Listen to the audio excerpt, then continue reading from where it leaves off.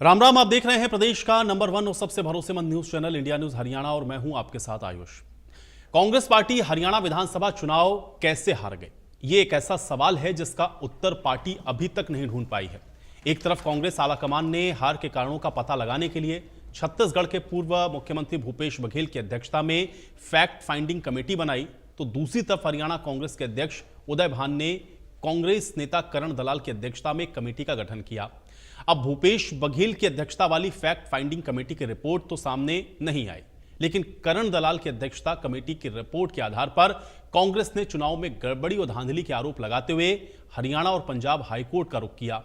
अब कांग्रेस नेताओं की याचिका में प्रशासन और चुनाव आयोग पर गड़बड़ी करने के आरोप है।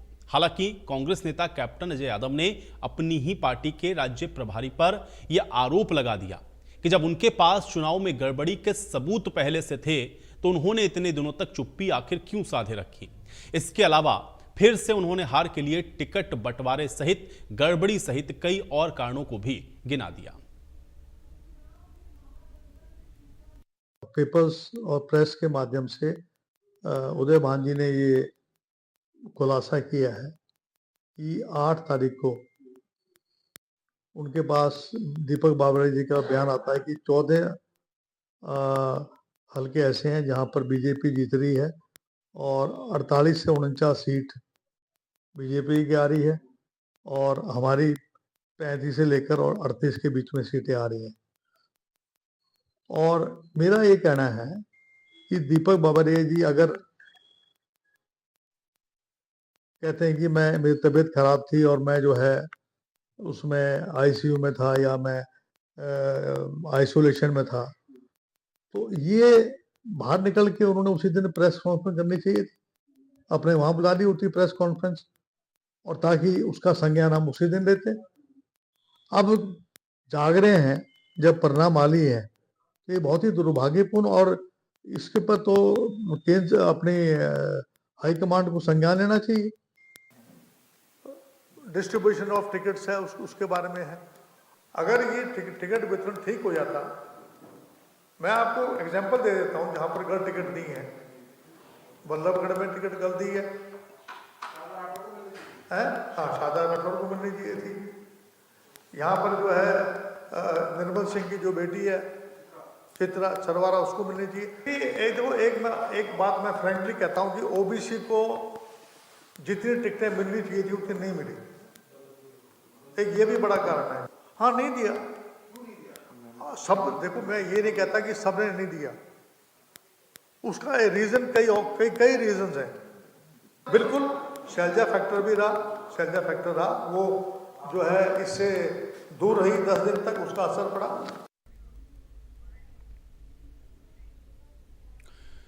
तो एक तरफ कांग्रेस अपनी हार के लिए चुनाव आयोग, ईवीएम और सरकार को दोष दे रही है, तो दूसरी तरफ बीजेपी के नेता इस मुद्दे पर कांग्रेस के ऊपर जमकर पलटवार कर रहे हैं।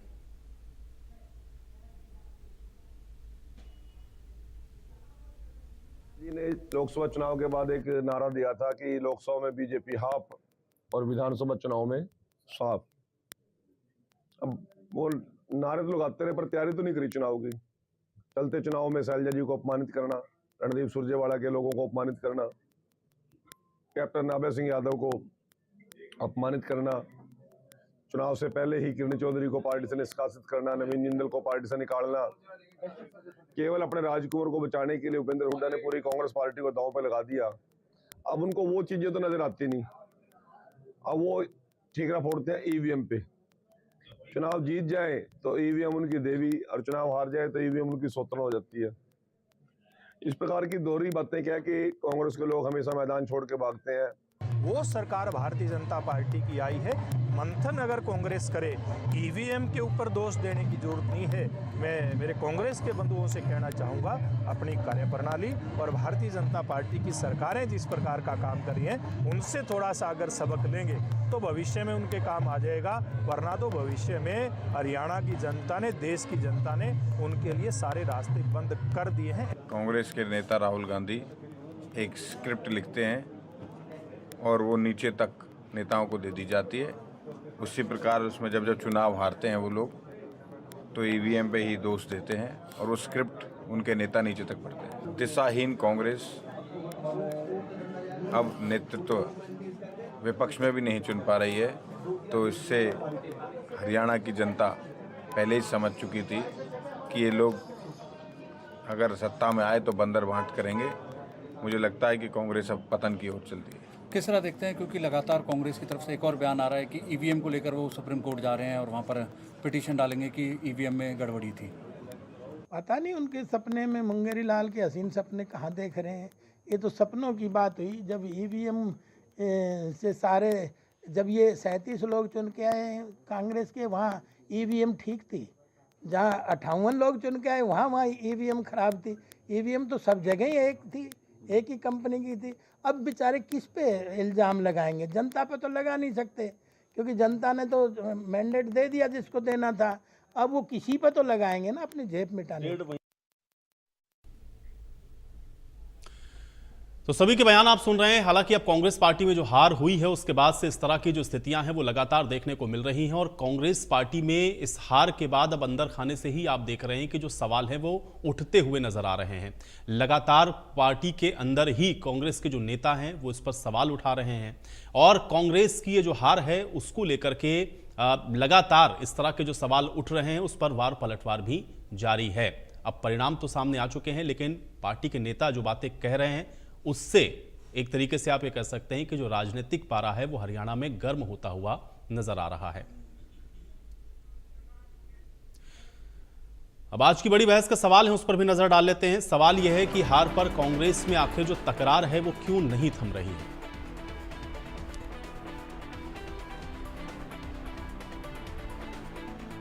कांग्रेस पार्टी को अदालत से क्या उम्मीदें हैं?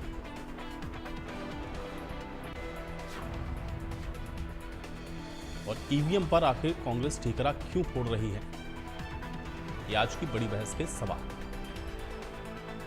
ईवीएम पर भी सवाल है। नेता प्रतिपक्ष पर जो सस्पेंस है वो कब खत्म होगा, ये भी बड़ा महत्वपूर्ण है, क्योंकि इसको लेकर के भी आप देख रहे हैं कि लगातार वार पलटवार चल रहा है। तो चुनाव परिणाम आ चुके हैं, लेकिन उसके बाद अभी भी आप देख रहे हैं कि किस तरीके से जो राजनीति है वो लगातार जारी है। रघुवीर कादियान क्या नेता प्रतिपक्ष बनेंगे, क्योंकि नाम की चर्चा सबसे ज्यादा हो रही है रघुवीर कादियान की। कुछ और नाम भी हैं जिनकी चर्चा लगातार जारी है।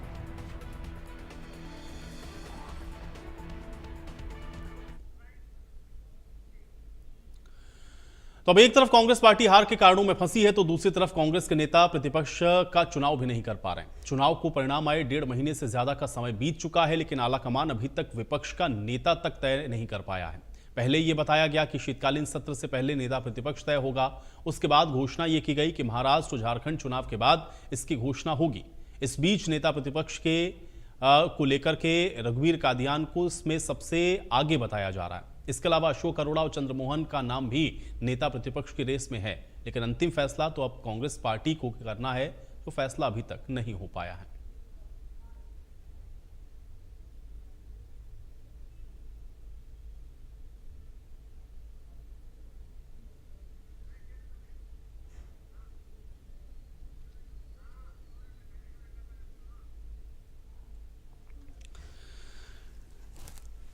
तो कुछ मुद्दे बड़े महत्वपूर्ण हैं। एक तरीके से आप ये कह सकते हैं, एक तरफ तो हार के बाद अब ईवीएम को लेकर के कुछ सवाल हैं जिस पर आप देख रहे हैं कि राजनीतिक पारा इस समय हरियाणा में हाई है, और दूसरी तरफ नेता प्रतिपक्ष को लेकर के भी लगातार आप देख रहे हैं कि जो वार पलटवार हैं वो जारी हैं। इन सब के बीच में अब हरियाणा की राजनीति में और किस तरीके के जो रंग हैं वो देखने को मिलेंगे।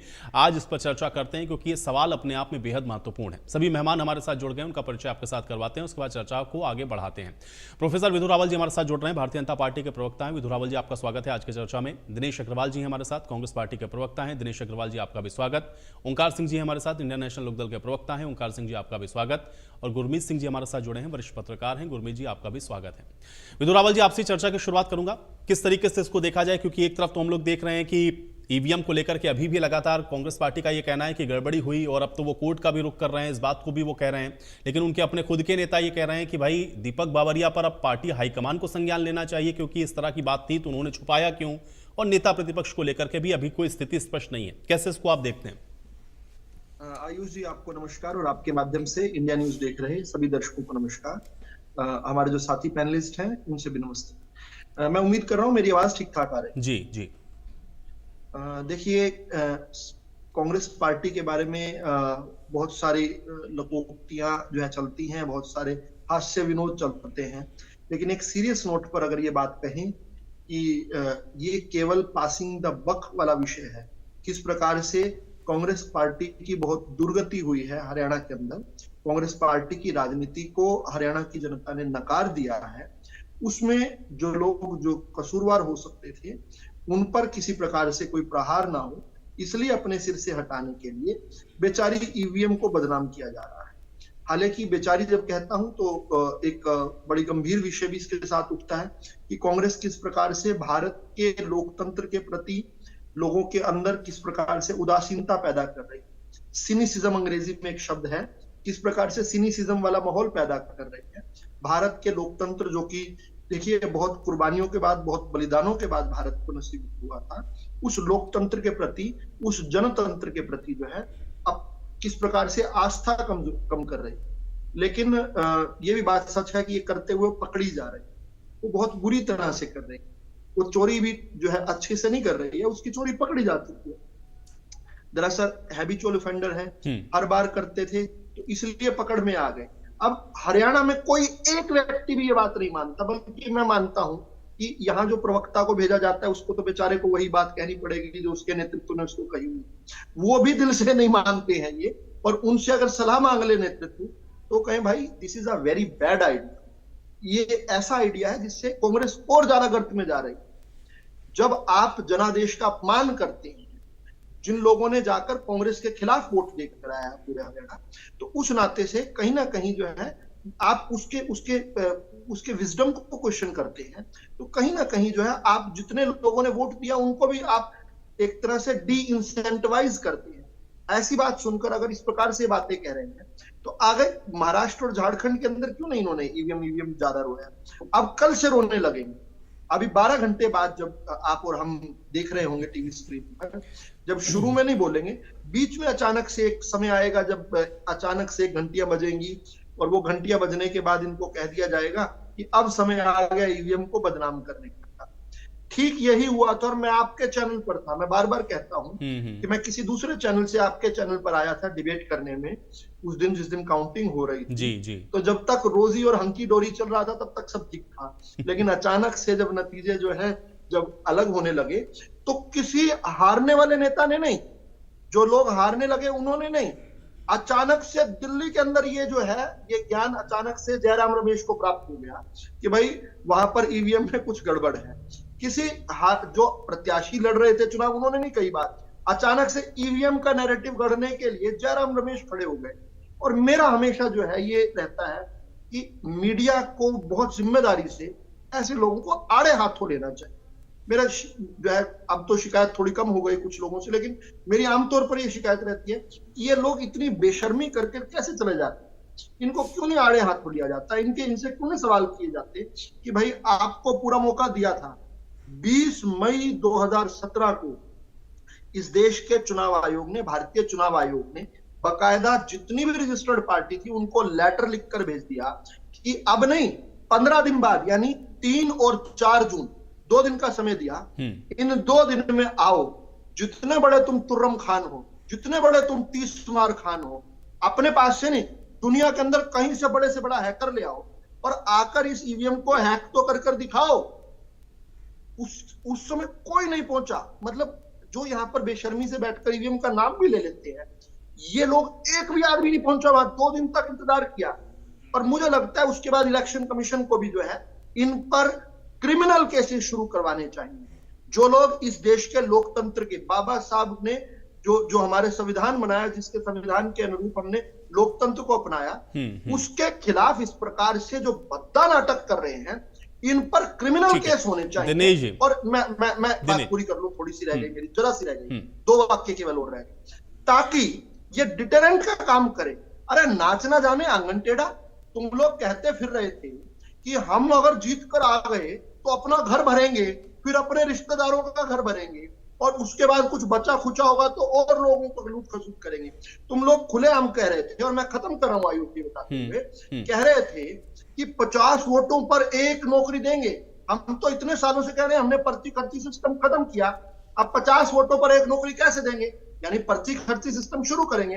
जो लोग प्रत्याशी का बेटा आकर कह रहा है कि मैं अपने हाथ से लेकर जाऊंगा रोल नंबर और मुख्यमंत्री भूपेंद्र हुड्डा को दूंगा और तुम्हारी नौकरी लगाऊंगा, इसी को तो पर्ची खर्ची ठीक है। सिस्टम कहते थे। जो लोग, बस खत्म कर रहा हूं आयुष जी, ठीक है खत्म विदुर करो, रावल जी, तुरंत उसका इससे लबोलुआब यही आप ये कह रहे हैं कि जनता ने लबोलुआब, इसी वजह से मैं आप लोगों जनता को ने- वोट किया, इनको नकारा। ठीक है दिनेश जी, मुझे एक चीज ये समझनी, ठीक है देखिए राजनीतिक प्रतिद्वंदी तमाम बातें कहते आयुष रहेंगे, आप जी, भी आयुष आक्षेप जी, लगाएंगे, लेकिन आयुष जी मेरा निवेदन यह है कि अभी आप 10-5 मिनट रावल जी को और दे दीजिए, जिससे ये बाद में मुझे डिस्टर्ब ना करें। ठीक है। चलो, एक नहीं मिनट दिनेश जी, दीजिए, दिनेश जी, नहीं एक बात आ गई, ठीक है नहीं, एक सेकंड, अब मेरा प्रश्न सुनिए, अभी दिनेश जी से मेरा इनको सवाल इतना है। समय दे दीजिए विदुर जो रावल, कम से कम अरे मेरे दिनेश बीच जी में अब ना मेरा बोले। सवाल सुन लीजिए, मुझे किसको कितना समय देना मैं निर्धारित कर लूंगा। दिनेश जी मुझे ये बताइए कि राजनीतिक प्रतिद्वंदी के तौर पर उधर से आरोप आएंगे, आप उसका जवाब देते रहिएगा। आपकी पार्टी के अंदर से जो बातें उठ रही हैं, कैप्टन अजय यादव बार बार ये कह रहे हैं कि भाई टिकट वितरण आपने किया नहीं सही से, ओबीसी ने आपको वोट नहीं किया, कुमारी सैलजा की नाराजगी थी, ये तमाम कारण थे जिससे आप हारे, और आप ये कह रहे हैं कि ईवीएम की वजह से ऐसा हुआ, क्यों? आयुष जी शांति से आप सुन ले और शांति से ये सुन ले। जिन शब्दों का इस्तेमाल प्रोफेसर रावल कर रहे हैं, कभी बेशर्मी, कभी बेहयाई, कभी कुछ कभी कुछ। बेशर्मी तो उन लोगों की है कि जब चंडीगढ़ मेयर के चुनाव में इनका अपनी पार्टी का जो पदाधिकारी था उसको इन्होंने आरओ बनाया और उसने वोटों की हेराफेरी करी, और वो हाई कोर्ट में सुप्रीम EVM से हो रहा कोर्ट था वो में चुनाव? आप सुन लीजिए, बीच में ना बोलिए आप। सुप्रीम कोर्ट ने उसको सजा करी, भाजपा का पदाधिकारी था, उसको इन्होंने आरओ बनाया, उसने वोटों की हेराफेरी करी, सुप्रीम कोर्ट ने उसको दंडित किया, उसको सजा दी।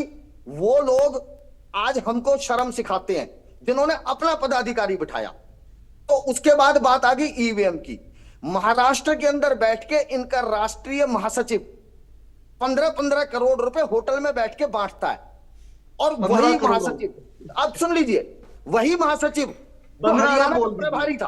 अब बीच में ना बोलिए, भाई साहब, शांति रखो। 15 करोड़ तो आपके बहुत किसी शब्द नेता ने बोले, भी आरोप नहीं बहुत लगाया। बोल लिए, बहुत बोल लियो, अब शांति रख सर, लो। आरोप तो ठीक ठीक है लगा लीजिए। विदुर रावल जी, ठीक है ऐसा है 15 लाख या अगर 15 करोड़ वो दूसरे तय करेंगे, कीचड़ ठीक है। उछालते हो तो कीचड़ खाने के लिए तैयार रहो। तुम तो उछाल रहे हो, मैं कह रहा हूं कीचड़ को खाने को तैयार रहो। अब तुम महाराष्ट्र में एक होटल में बैठ के तुम्हारी डायरी में 15 करोड़ का हिसाब मिला, ठीक है, 15 पुलिस करोड़। ये कहती है कि अब बीच में ना बोलो, प्रोफेसर रावल अपनी जबान बंद रख लो। पुलिस कहती है सर, 9.5 थोड़ा लाख रुपए गुस्सा मिले। कम कर लीजिए, पुलिस 15 किसकी है? करोड़ नहीं था वो। पुलिस किसकी है वहां पे? अरे तुम वही लोग हो जिन्होंने हरियाणा विधानसभा चुनाव के एक दिन पहले दिल्ली से एक खबर चलवाई कि 5,000 करोड़ रुपए का दिल्ली के अंदर नशे का कारोबार मिला है, और उसका तुमने कनेक्शन जोड़ दिया कांग्रेस के साथ। वो 5,000 करोड़ रुपए की कोकीन कहां है? वो खबरें कहां गई उस दिन के बाद? बात हो गई केवल कांग्रेस को डेंट देने के लिए। अब सिलसिलेवार सुन लीजिए। जो व्यक्ति 15 करोड़ रुपए होटल में बैठ के बांट रहा है, वो आदमी हरियाणा का प्रभारी था। तो उसके बाद हम सवाल ना करें। आयुष जी, जिस मुझे रिस्पॉन्ड करना पड़ेगा इस पे। कोई बात नहीं, कर लेना रिस्पॉन्ड, पहले पूरा सुन लो, जैसा भाषण दिया ना वो सुन लो। जिस इलेक्शन कमीशन की ईवीएम के ऊपर सीसीटीवी कैमरे बंद कर दिए जाएं, टीवी स्क्रीन बंद कर दी जाए, लाइटें बंद कर दी जाएं, हम सवाल ना करें। जिस इलेक्ट्रॉनिक डिवाइस को अगर आप चार्ज करने के बाद रख देते हैं तो क्या वो डिस्चार्ज नहीं होती? 7 दिन पहले जो ईवीएम की बैटरियां चार्ज की, चुनाव आयोग कहता है कि पोलिंग से 3 दिन पहले हम चार्ज करते हैं, उसके बाद रिचार्ज का कोई सिस्टम नहीं है। 3 दिन पहले, एक दिन इलेक्शन हुआ, उसके 3 दिन बाद गिनती हुई, और पूरा दिन उसके ऊपर वोटिंग हुई है। 99% बैटरी बैकअप पाया जाता है, हम सवाल भी ना करें। मैं ये पूछना चाहता हूं कि जब एक देश में कानून बना हुआ था कि इलेक्शन कमीशन की नियुक्ति में 3 लोग होंगे, एक सीजीआई, एक प्राइम मिनिस्टर, एक लीडर ऑफ अपोजिशन, आपने सुप्रीम कोर्ट के कानून के खिलाफ अध्यादेश लाए, आपने सीजीआई को बाहर किया, आपने अपने प्राइम मिनिस्टर के साथ एक मिनिस्टर जोड़ लिया, और 2-1 की रेशो में लाके, क्योंकि एक की तो कोई वैल्यू बची नहीं, आपने आरएसएस के और भाजपा के लोगों को ले जाके चुनाव आयोग में बिठा दिया। जिस तरीके से आपने चंडीगढ़ के अंदर खेल खेला, आपने अनिल मसीत, आपका कार्यकर्ता था, आपका पदाधिकारी था, उसको आरओ बनाया, और उसको बाद में सजा हुई सुप्रीम कोर्ट से, और आप अपने लोगों को चुनाव आयोग में बिठा देते हो। उसके बाद हम सवाल ना करें, है? और हम जब सवाल करते हैं तो आपको तकलीफ होती है। रही बात इस बात की, जो एलओपी की बात करते हैं, ये एलओपी तो कर्नाटक में कितने दिन के बाद बनाया था इन लोगों ने? क्या इन्होंने बना दिया था 10 दिन में, 15 दिन में? 6 महीने बाद कर्नाटक में एलओपी बना इनका। और रही बात इस बात की, जो ये कहते हैं एलओपी, मैं कहता हूं हमारे मल्लिकार्जुन खड़गे जो है, हमारी पार्टी के अंदर लोकतांत्रिक व्यवस्था है, हमारी पार्टी के कार्यकर्ताओं की वोट लेकिन कैप्टन अजय यादव जो कह रहे हैं उस पर आप जवाब नहीं दे रहे। अब आप सुन लीजिए, कैप्टन अजय यादव ये कह रहे हैं कि भाई दीपक बाबरिया पे संज्ञान लेना चाहिए, अगर उनके पास ये जानकारी थी तो ये बात उन्होंने पहले हाईकमान को क्यों नहीं बताई?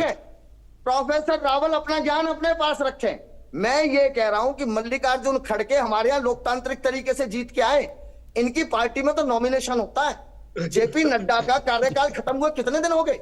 आप एक अध्यक्ष का नॉमिनेशन नहीं कर पाए आज तक कभी। आप अरे कैप्टन अजय यादव जो कह रहे हैं उस पर भी तो जवाब दे दीजिए दिनेश जी। नहीं, मैं जवाब दे रहा हूं, आपको दे रहा हूं, मैं दे रहा हूं। मैं ये कह रहा हूं कि बांग्लादेश की जमीन का जो मामला था, जिसमें 10,053 एकड़ जमीन इन्होंने बांग्लादेश को दी, वो अरे दिनेश जी, कैप्टन अजय यादव कह रहे हैं कि दीपक बाबरिया पे संज्ञान लेना चाहिए, अगर उनके पास ये जानकारी थी।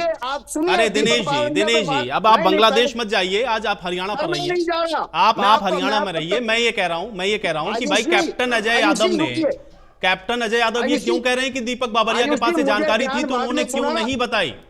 आप पहले मेरी बात सुनिए, पहले मेरी सुनिए।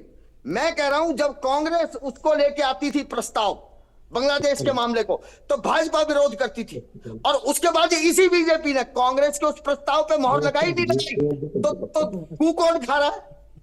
कौन खा रहा है? अरे भाई ठीक है दिनेश जी, अब भाई कैप्टन अजय यादव की बात का जवाब दीजिए। ठीक है, आप सुनिए। अब दिनेश जी, कैप्टन अजय यादव की बात का जवाब देंगे आप? नहीं, आयुष जी आप सुन लीजिए। आप नहीं, कैप्टन अजय यादव की बात का जवाब दीजिए आप।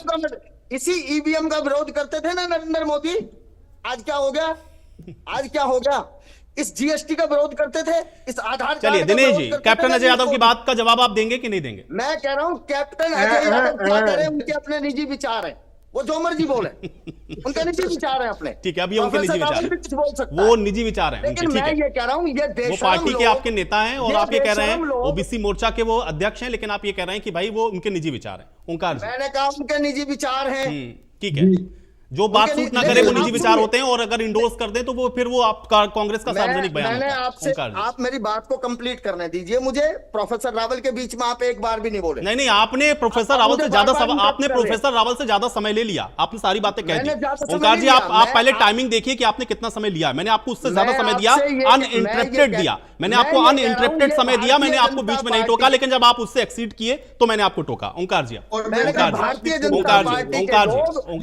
ठीक है। अरे ठीक है दिनेश जी, बस आपकी बात आ गई। अब आप बांग्लादेश जाएंगे, पाकिस्तान जाएंगे, उसके लिए मेरे पास अभी समय नहीं है।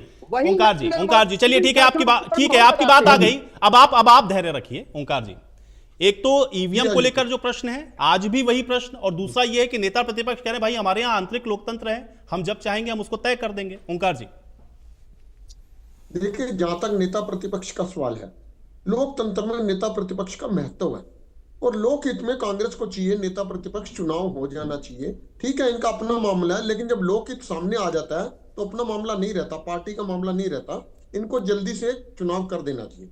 अब मैं ईवीएम की बात करूंगा। देखो आयुष जी, जो इनके प्रदेश अध्यक्ष ने कहा, मैंने कल भी आपकी डिबेट पे बोला था, बहुत गंभीर बात कही उन्होंने कही कि 8 तारीख को सवेरे 7:30 बजे मैसेज आ गया था, 14 सीटों पे बीजेपी जीत रही है, गड़बड़ी करके जीत रही है, मैसेज आ गया था।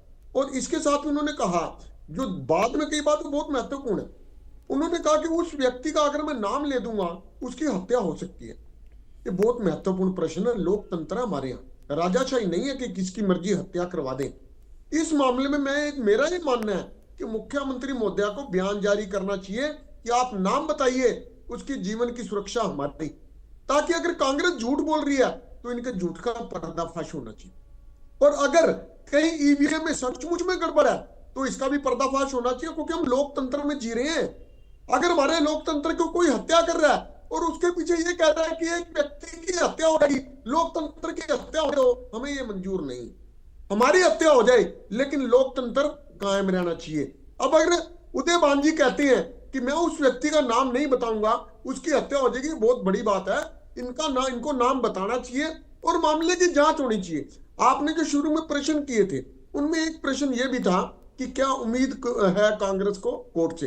देखो, उम्मीद हमारे को भी है कि अगर कोई गड़बड़ी है, मैं अगर वर्ड यूज कर रहा हूं, अगर ईवीएम में गड़बड़ी है तो प्रत्येक नागरिक को, भारत के प्रत्येक नागरिक को जो लोकतांत्रिक व्यवस्था पर विश्वास रखता है, उसका यह मानना है कि ये अगर ईवीएम की गड़बड़ी है तो बाहर आनी चाहिए। और मैं तो ये कहूंगा कि अगर ईवीएम की गड़बड़ी है तो जांच सरकार को खुद करा देनी चाहिए। आज प्रत्येक व्यक्ति एक सत्ते में तो है। और एक चीज और कहूंगा, प्रोफेसर विधु रावल बार बार ईवीएम की वकालत कर रहे हैं। देखिए, वकालत करें, उनको बेचारी कहें या वो हथियारी निकले, ये समय की बात है, लेकिन जब तक ईवीएम के बारे में सबूत नहीं है तब तक हम उन्हें बेचारी कह सकते हैं। लेकिन कल को जांच में अगर कोई सबूत मिल जाता है